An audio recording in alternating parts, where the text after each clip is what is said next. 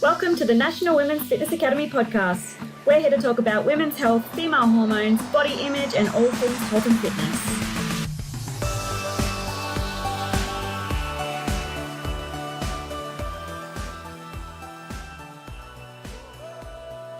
Hello, girls, and welcome back. It's so good to have you here, and I'm super excited for today's podcast because I have a lovely friend of mine, and her name is Zoe Jett Black Lee, who is the head coach and the founder of I Am Strength.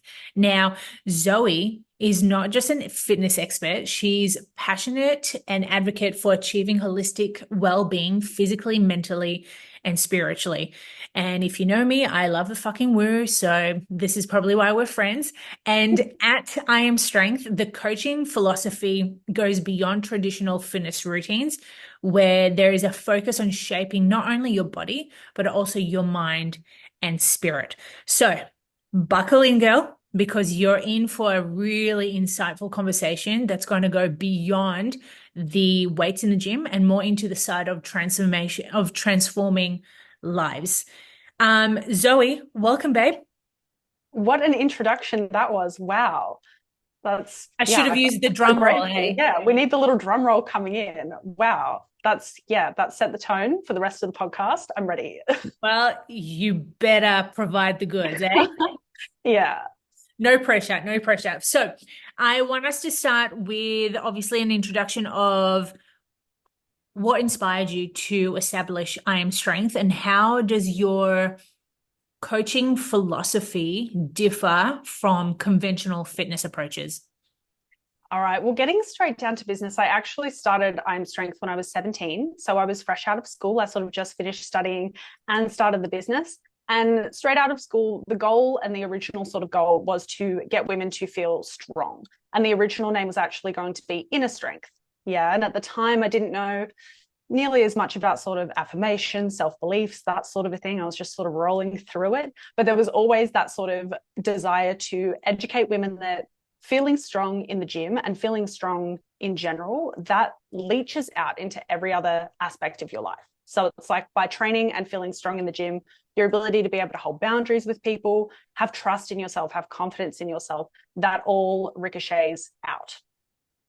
I love the fact that it's emphasizing around strength, because strength is not necessarily just fitness and exercise. It's like strength Exactly. from within, like that mindset power, the spiritual side of things. So it's really cool how you've been able to have that strength at the top of the umbrella, but right underneath it, there's like so Mm-hmm. many areas of strength in life.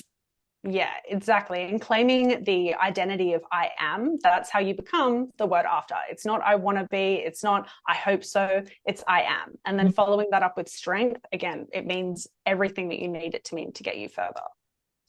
Speaking of strength, and you said you had started that name from being 17 years old, like what brought that name upon? Like what was happening during that time of life where you're like, this is cool, I like this? Yeah, I think a huge thing was my upbringing. So I grew up with a single mum, and with that, seeing her strength and what she sort of overcame was incredible. But then, as well as that, seeing sort of the habits and beliefs that followed through from childhood trauma, all that sort of a thing, seeing those and then realizing that sort of the only way to actually progress yourself forward is going to be finding your own strength. Like anyone can write your program, you can download any ebook off the internet, but actually seeing the girl that's inside and the woman that's inside and that power, bringing that to people. And when I was 17, my ego was much bigger with it, but now there's, I guess, evidence to back it up. But in terms of bringing that to people and seeing so many people when I was finishing school who were contorting themselves into these little boxes, and just seeing and understanding that if you're a girl in the gym lifting big weights, people come up, they go, you shouldn't lift that much, you get bulky. And it's like, no, I'll get strong. And again, that strong just ricochets into everything else. And every client that I had at the first gym that I worked at when I was 17, truly seeing them step into that strength, step into that identity, it reinforced what was originally sort of, I think inner strength may have been taken at the time. But Mm. originally what I'd picked the name and I was like, I'm not quite sure, that sort of a thing. I just saw it embodied, client after client, woman after woman, girl after girl. And so yeah, does that answer your question? I feel like I went a little tangent style. I fucking love tangent. And yes, it Mm. did answer my question. When was there a time where you needed more of that inner strength? Because I feel as if sometimes we can relate to the name of our business from a time Mhm. and or place that has happened in our life. Mm. Hmm. I guess leading up to sort of starting fitness training and starting sort of getting qualified, I never found myself as a part of team sports, and my mum slash parents could never sort of afford to put me into any of the extracurricular sports. So finding a space for myself, there was always this element of feeling left out. Not to mention, I've been the same height, so I'm 173 centimeters. I've been around the same height and sort of titrated up and down in weight since I was about 11 years old. So in terms of being the biggest girl in school in stature for quite a while, that can hold a lot of sort of self-loathing to it when the goal is to be small, the goal is to be athletic, the goal is to be cute, the goal is to be quiet. And so owning that, I feel, was the first element of when it came to strength training. I was like, the fact my body is capable of doing this, if I was smaller like I wanted to be, if I was skinnier like I wanted to be, I couldn't embody and I couldn't have this strength. And again, the ricochet of once you feel strong in the gym or once you feel strong doing something in particular, that identity and holding that into the confidence to then, when I was, before I turned 17, so I was about 16 and a half maybe, I moved out of home. And it was one of the scariest things. But again, it was that little bit of self-confidence, that little bit of inner strength where it was like, I can fucking do this and it's going to work out either way. And so that was probably the first instant. But then again, every year, something else happens where I'm like, wow, I've really embodied this next level of strength. And most of it goes deeper and deeper every year into me where I'm understanding more about myself and just what I'm capable of with that. That literally gave me goosebumps. Oh, I love that. Yeah. And Yeah. you know what? It's a testimony of who you are today because you're literally Mm, embodying the fact of being mm, strong, that I am strength. And yeah. moving out of home at 16, like that's young. And I'm sure Mm, there's other people who can relate to this, where yeah. once you leave home and seek independence, it takes you to a whole new level. Hmm. And It it literally tests you going, okay, well, it's on me right now to pay my mm, rent, to pay my bills, yeah. to buy myself food, to clean the clothes. Mm, And too often we don't give ourselves enough credit for the hard shit that we do. mm, exactly. And I think that was a huge moving out of home so young, the victimhood that I took with me. It's like my ex-housemate, my very first housemate, and God love her, we're still best friends. But I would eat like her ice creams in the fridge and she might buy, say, like a Magnum. And I'd replace it with the Coles chocolate coated ice cream because like I couldn't afford the Magnums, that sort of a thing. And then I'd leave the house a mess. All of these little habits where I was my own main character and I was this sort of in this victim space. And if sort of, again, that feeling bad of doing this sort of a thing, I was still stuck in that child mind and that victim, like my parent will do it mind. And so being able to, again, move through that in those elements and sort of realize everything I needed was internal and everything that needed to change was more internal. Yeah, that was huge in getting through those first few years because I definitely missed my mum's cooking a lot. But yeah, we have such a better relationship as well because of it. And she actually, side tangent, she actually has been living with me again in my apartment for the last 6 months. So we're now living together again after sort of 7, 8 years not living with each other. And it's a totally different dynamic. Our relationship is so much better because of the work that we've both been able to do on our own. And there's so much healing from that as well, Oh my gosh. Yeah. from a place of understanding like how and what like the way you got brought up to how you took care of yourself till this point and to be able to actually, functionally have a healthier relationship Yeah. living together again. Like it's Mhm. huge because a lot of people would probably still have, you know, certain disagreements or whatever Mhm. it is with their parents and be like, oh no, no way, I could never see myself living with them again. Yeah. Yeah, it was definitely an adjustment. I won't lie about that, but of course, it's living with a parent or anyone, anyways. But I think such a huge thing was the reaction of, and that sort of victimhood, main character mindset of when she might be upset or when she might do something that I don't like. And when I was younger, I would be like, she's such a bitch. Like, she has no idea how I'm feeling, rah, rah, rah. And now as an adult, I'm like, wow, I totally see where that behavior has come from. I can move with compassion, not be reactive. And then I can be like, can I hold a space for you to talk about it? Or on the flip side, I can be like, I need to go for a walk because I'm about to react and there's no need for this reaction here. So it's Yeah. such a different dynamic thanks to that, all that sort of individual processing on my own.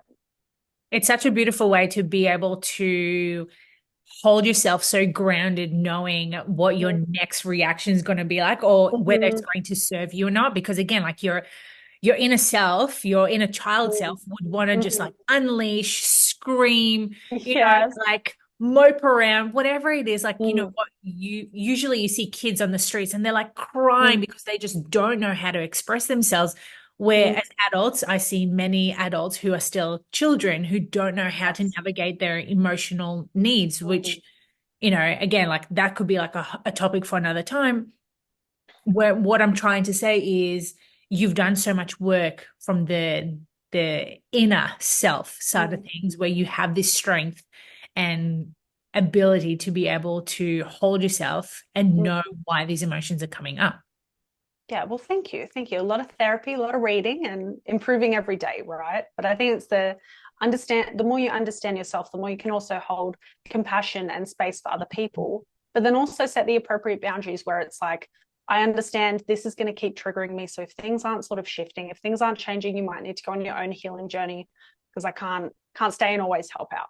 That sort of a thing as well. So it's, there's so many layers to getting to know yourself from the inside out.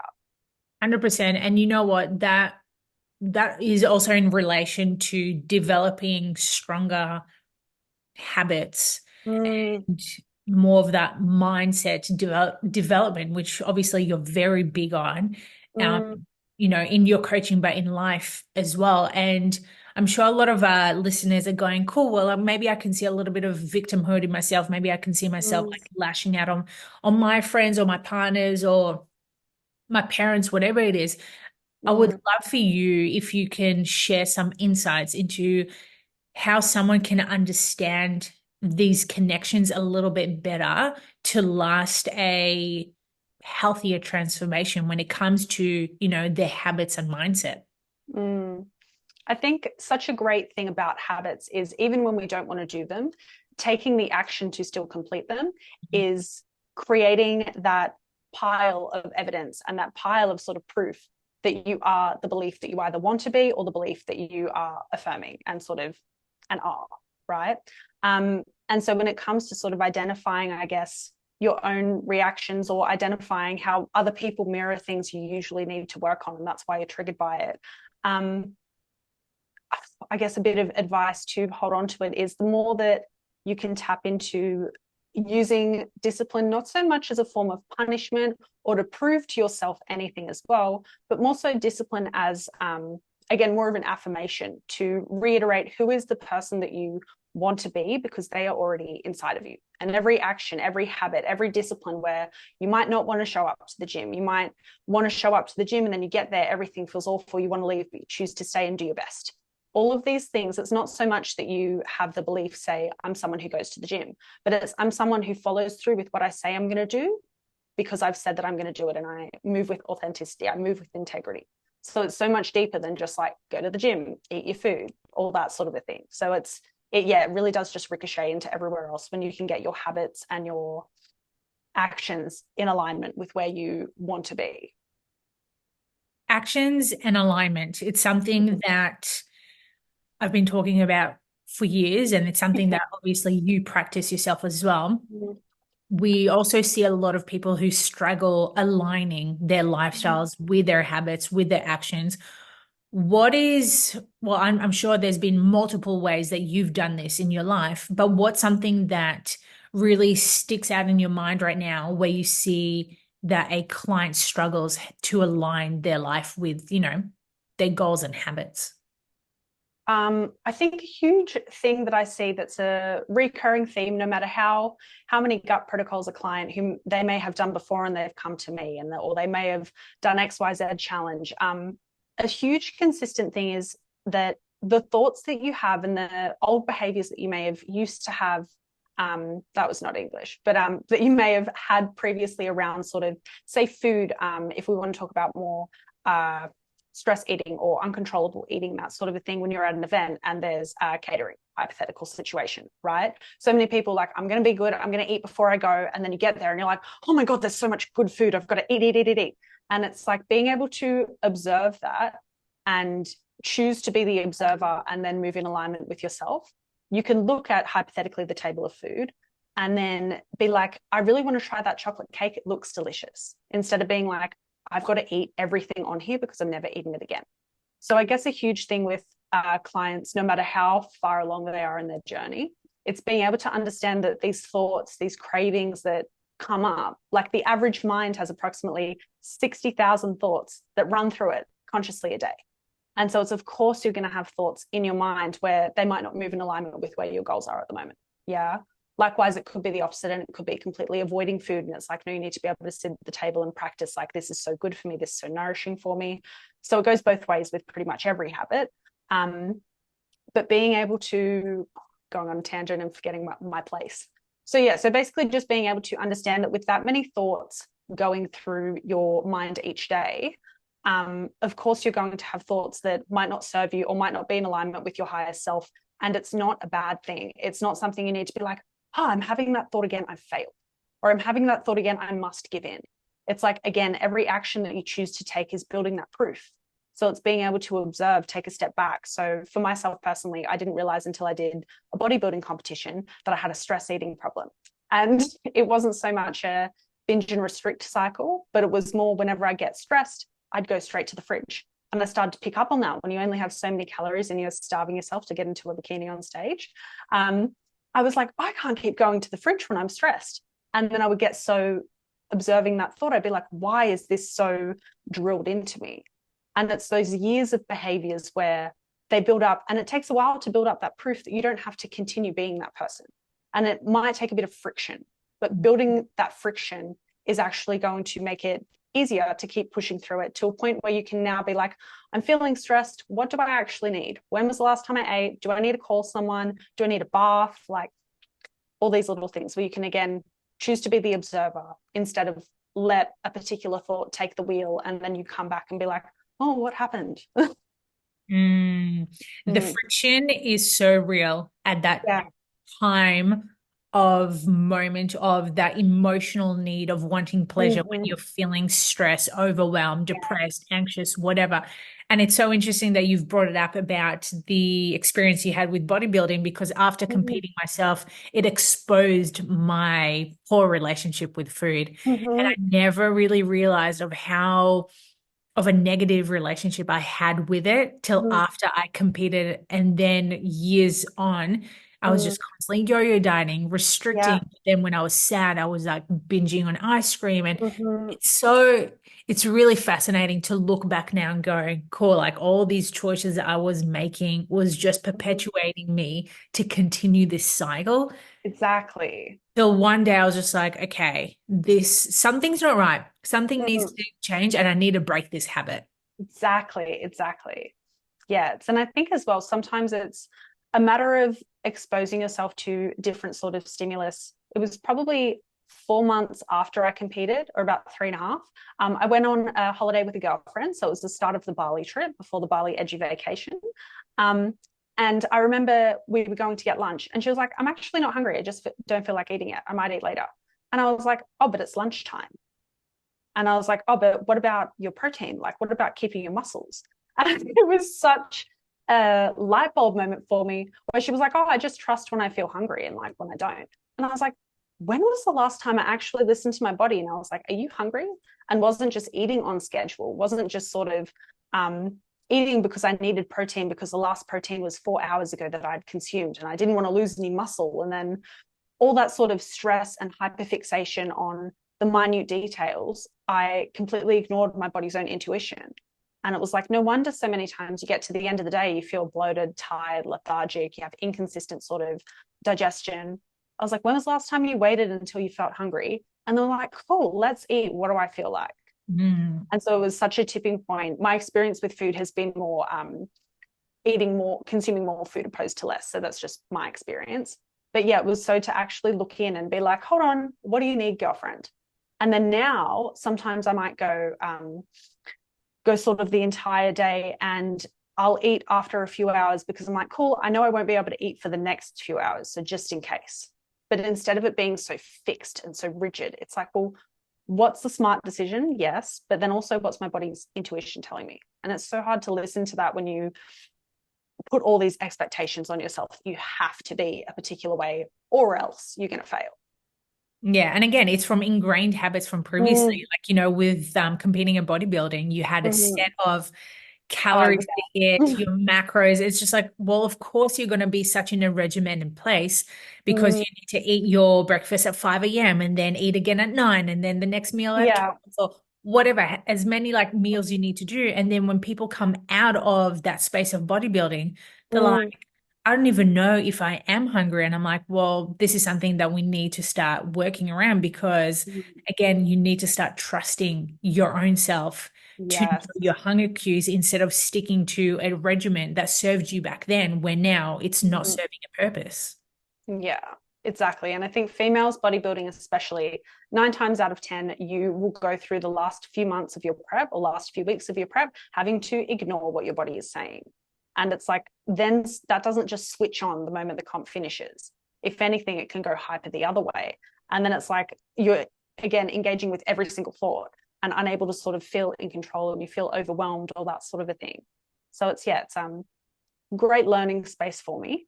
But it's only coming out of reflection and then choosing the healthy habits, like going against the grain of dieting again. It's now been 7 months. So since I prepped, since I last dieted.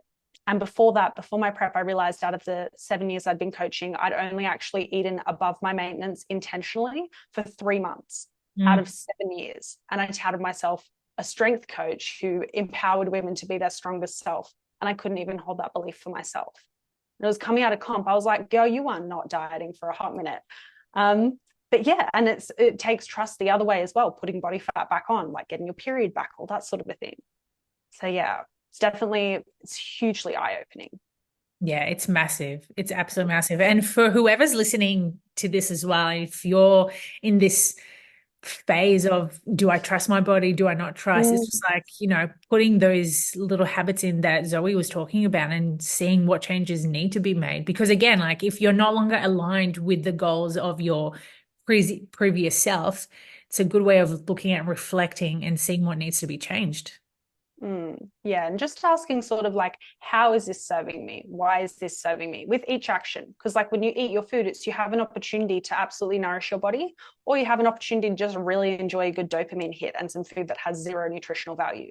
But if you can move with intention instead of trying to move with some sort of forced box ideology of how you're meant to be, you'll be so much happier, and it'll be so much easier to actually achieve your goals, maintain the results, and build on them. 100%. God, I totally agree with that. Speaking of education and empowering women, something obviously you're very passionate about.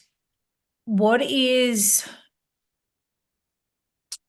I'm trying to say is like, how do you specifically educate your clients to become their best versions? Not obviously not just physically of what we've been chatting about, but more of the mental side of things. Well, one thing that I ask for all new clients who sign up in their consultation form, they have a little bit of a visualization exercise. And in our actual call as well, I'll be like, what does the version of you, so say it's January this month, okay, January next year, who are you? And it's like, what are your habits? What are your lifestyle? Like, are you radiant? That sort of a thing. Run me through that. So I don't even now on consultation calls, I throw out the sales script. Like I want to actually talk to someone. And then if they sign up, I'm like, here's all the questions I need answered. But when it comes to getting to know what someone's true goal is, by framing the question and not actually asking like, how much weight do you want to lose by this date? Do you want to do a photo shoot in December? It's like, who is the version of you and what do they look like 12 months from now? And that gets a client thinking, and then being able to identify, like, I'm someone who is happier. Like I don't have crazy digestive symptoms, which almost every second person has these days. Yeah. And it's I feel so energized. I sleep well. I'm strong. And it's all of these things. And almost no one answers sort of, I want to be sort of 10 kilos smaller. I want to have shredded abs. And so it's stepping into this identity where you will get, if shredded abs is the goal and you really want to see what it's like to have them, then be my guest. Like, I can help take you there as safely as possible, but it's like nothing sticks and you won't find sort of any joy in achieving that smaller version of you, that leaner version of you, if you're not actually doing any sort of, if you're not enjoying the process, for lack of a different sort of terminology, right? And if you're not, there's not usually a deeper spiritual reason of like, why am I actually seeking this? Because if it's just to impress anyone else or be smaller because you saw a model who you were like, I want to look like that, it's like 10 years from now, you are literally not going to give a shit. Yeah. The whole like showing what a model looks like is bringing back so many memories of Yeah. me wanting to look like certain bodybuilders when I was Mhm. obsessed with the bodybuilding Yeah. phase. And now when I look back and I'm like, she was on You're drugs. mine. Yeah, Yeah. like every possible drug, and she trained like an absolute beast, and she was an athlete. I was like your everyday gal working 9 to 5 before I got Yeah. into the coaching industry, seeking Mm. these like big ass goals, not realizing the work and dedication these athletes have. And again, like reflecting back to people coming to us and they're like showing us a photo and they're like, I want to look like that. It's just Yeah. like, yeah, cool, but like, why her and not be a better version of yourself? Mm. Yeah. I remember I used to be in the few early years of coaching, I used to be like, you don't understand what it takes to achieve that. And that would almost push some clients who are in a very competitive sort of space to be like, well, now I'm definitely going to do it. And it just starts this sort of hyperfixation on, again, looking a certain way and has nothing to do with how you actually want to live, who you actually want to be. Yeah, it makes such a big difference. And I love the fact that you have set questions when Mm. you speak to clients onboarding, because I think it's such a valuable thing to have a better understanding of who's coming into our space and whether they align with our values, with our Mm. coaching ethos, and seeing if it works or not, and not just treating them as a robot. Yeah, and even just getting a bum on a seat. It's like there's no, for your business to thrive and your business to build longevity, if you're churning through new clients all the time, then it will fizzle out a lot faster than a business that's built on, again, truly serving like the individual and truly aligning with them as well, which people are at different stages of their journey and what they want to. So it's like, you got to definitely find it out in the first call. Yeah, definitely the first call, not Yeah. two or 3 or 6 months in. Yeah. Yeah. Yeah. Exactly. With your approach, obviously we've been talking about like educating them and like what Mm. are the specific modalities you help your clients. In your experience, what what role does the power of the mind play in helping your clients maintain these healthy habits and actually achieve those goals that they have put down on the piece of paper? Mm. So I sort of delved into this a little bit before in terms of my own experience and growing up sort of a thing. But I guess the biggest thing when it comes to the role of the power of the mind and instilling and maintaining those healthy habits, achieving those goals, such a huge thing is just once you grasp the fact of neuroplasticity, so you can change the way your brain is effectively shaped, you can rewire new connections, you can slowly sort of sever older connections over time, depending on how big the habit is. It might be a bit more difficult. That's okay. That's everyone. Like, the more you age, the more you're going to have little habits where there might be a decade behind it of consistently doing that, 2 decades behind it. That's okay. But I think the biggest thing is once a client truly understands that as the observer of their mind, and knowing that the mind is, you're able to change the structure of how your brain functions and the habits that bring you joy, all that sort of a thing. Once you can grasp that concept that you too have a brain that is capable of doing that, that's where, when it comes down to the habits and when it comes down to achieving that end goal, that 12-month goal and then beyond, it's a lot of clients get through and they see the little I guess, what you might call mishaps. So say someone's in a dieting phase and they slip up, quote unquote, and they eat a lot of food on the weekend. They go out and they skip their training session on the Sunday because they're so hungover. There's the person who is the observer of their thoughts and the observer of themselves. And they're like, cool, I had a moment. It wasn't in alignment with my short-term goal. I had a lot of fun. Did I die? No. How can I move forward if this decision is harboring any sort of regret? It's clearly not in alignment with my highest values. So how in the next situation can I act differently? And that's, again, where in that moment where you might succumb to being a human, heaven forbid, it's like always remembering that you can bring yourself back and be like, oh, cool, I've just done that. I've just had an extra cocktail, or I've just eaten like 3 sandwiches from a little board when I only said I would have one. It's like you just move on and you keep going, because it's not like you get to the end of 12 weeks or 12 months and you never have a slip up again. Like, you're going to be living for decades, baby. You've got to be able to understand and observe yourself, so that then the things that don't serve you, or the things that harbor regret, don't actually hold that much weight. So you don't feel there's no sort of naughty anticipation of like, oh, this is a bit sneaky, that sort of a thing. But then likewise, it's like you get to a point where you're like, hold on, if I'm moving intentionally, why am I actually doing this? Mm-hmm. And that starts to sever that old habit where you may have felt like you didn't have a lot of control.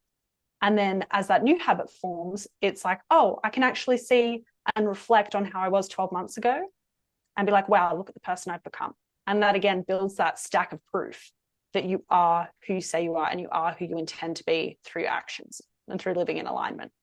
And that's how you set higher standards for yourself as well, through that collection of, neuroplasticity, changing your habits, creating a better life.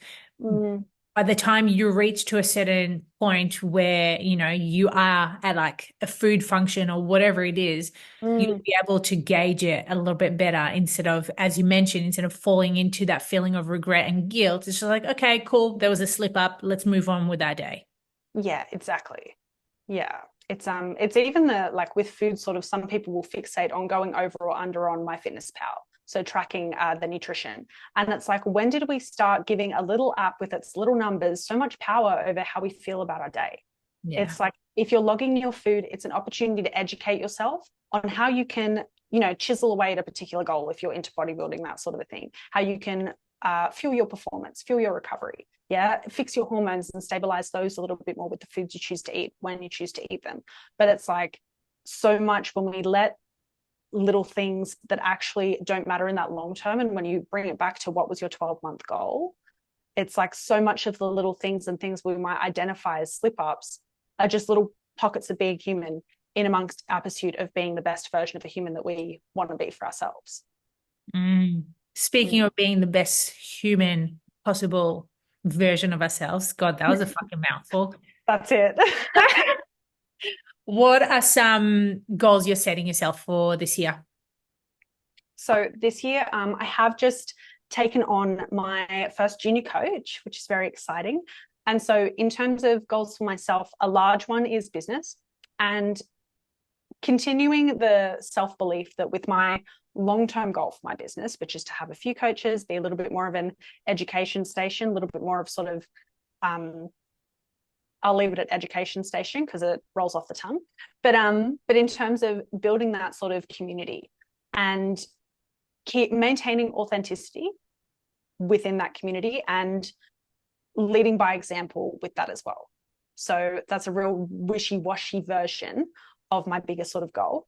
But then for myself personally, like I said, 7 months in no dieting, and my goal is to get to 18 months. So till the end of the year, which will be 18 months, of intentionally eating my maintenance or above, or not tracking completely and just eating with intuition, and just focusing on training hard, feeling my best, and truly listening in and understanding my own needs, but then also fulfilling those needs instead of looking outwards and complaining when outward people can't fulfill those particular needs too, right? So just a whole lot of self-love, and then proof to myself as well that in terms of not dieting for an extended period of time, and I guess side tangent, I'm the heaviest that I was when I first started my fitness journey, only I've never loved my body more at this point, which is so it looks different. I've got more muscle, obviously, that sort of a thing. But the last time I was this weight, I cried on the bathroom floor. And then I cried in the spare room, and I cried for a few days.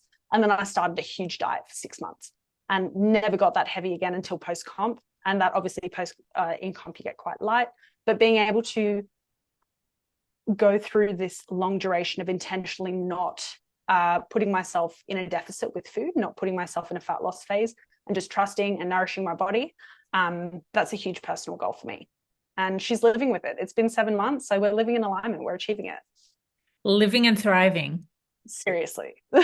So good. And you know what? It's a testimony for the work that you're doing. It's, you know, you are the embodiment of your work. And this is something that a lot of people need to take into consideration for whether you're a coach or whether you're working with coaches. Are they actually walking the walk while they're talking the talk? You know, too often people say they're doing one thing, but are they really? Yeah, exactly. And that's the more clients that come on board who are coaches as well. For myself to lead by example, it helps them and it inspires them. Because one thing I was told a few years ago, couldn't tell you who, but one thing I was told was, as a coach, like, all of your clients are going to you because they're inspired by you. They're inspired by who you show up as. And usually it's who you show up as consistently, not like, you don't get a lot of clients who like, I came onto your page yesterday and I'm in. It's you typically see people who are like, I've been watching you for 6 months. You are still doing that morning walk every damn day. Like, I want to build that habit, that sort of a thing. And so by living in alignment in those elements, it actually helps your business so much more, because it's so much easier to just actually walk the walk and then run through the hardships as people go through them, because you've had those experiences a lot of the time too. Yeah, exactly. Well, there you go. Fuck. If that wasn't inspirational enough, I don't know what is. Oh, good. I'm glad.